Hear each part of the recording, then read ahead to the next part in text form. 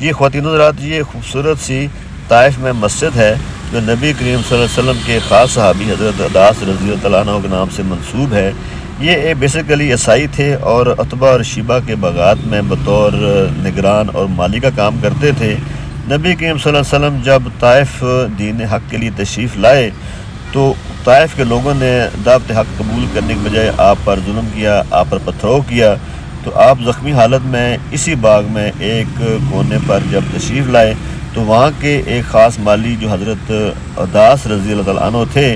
ان کی خدمت کی، پانی پلایا اور انگوروں کے خوشے پیش کیے، اور آپ نے وہاں پر اپنی حالت بہتر ہونے کے بعد اس کے لیے دعا کی، جس کی وجہ سے وہ عداس اسلام قبول کر لیے۔ یہ عداس اصل میں تو یہ شام سے یا اس علاقے سے یہاں پر آئے تھے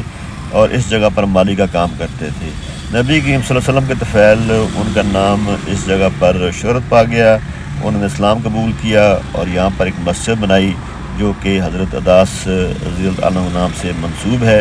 نبی کریم صلی اللہ علیہ وسلم یہاں پر جب تشریف لائے تھے تو انہوں نے ان کی دیکھ بھال کر کے طائف سے بھی باہر جانے میں مدد کی۔ یہ بہت خوبصورت عمدہ سی مسجد ہے، آپ اس کا اندر دیکھیں تو بہت خوبصورتی سے اس کو بنایا گیا ہے۔ حجاج کرام یا جو زیارت کرنے والے لوگ یہاں آتے ہیں،